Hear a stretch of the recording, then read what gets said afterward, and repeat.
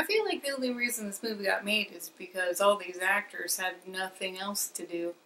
And they were just like, yeah, I'll thrust my junk in a woman's face again. Why not?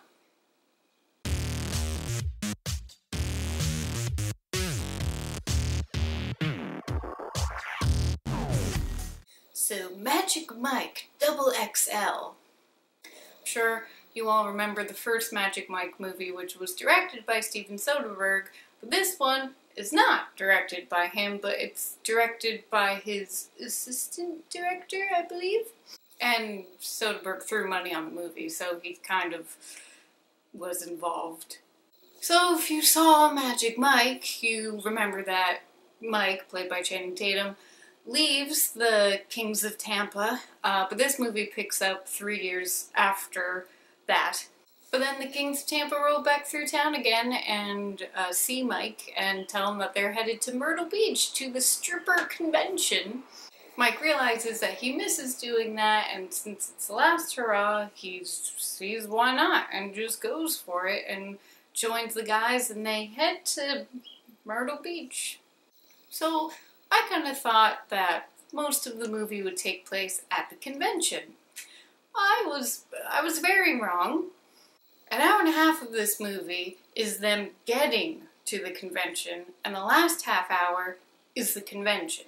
Now, I wouldn't really have a problem with that if the getting there was, was done well and interesting stuff happened that kept me, invested in the movie, like good writing is supposed to do. It's not what happened in this movie. It's them just getting there, but there's nothing really exciting that happens, and a lot of it is just talking. Usually I'm okay with just talking if it's interesting, but I don't care about a 10-minute conversation that Channing Tatum has with Amber Heard, because it's not interesting. They're okay actors, but good lord, they come up with that stuff, or was it written for them? Either way, it was just not, ugh. Basically, this movie lacks the pizzazz that the first Magic Mike movie had. And that pizzazz was in the form of Matthew McConaughey. He is not in this movie, neither is Alex Pettyfer. But again, Matthew McConaughey was a big chunk of why Magic Mike was so entertaining, because he's a charismatic guy. Probably the most thrilling part of the first Magic Mike is Matthew McConaughey's final performance of the movie. You're just like, yep, alright.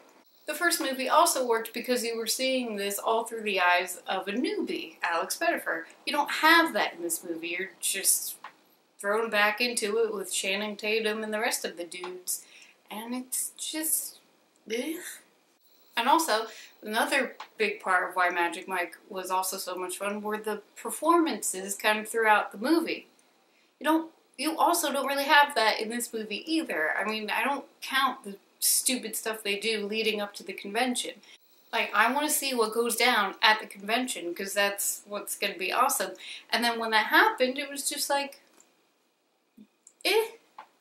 They all gave individual performances, and they were, done well, but I just didn't care.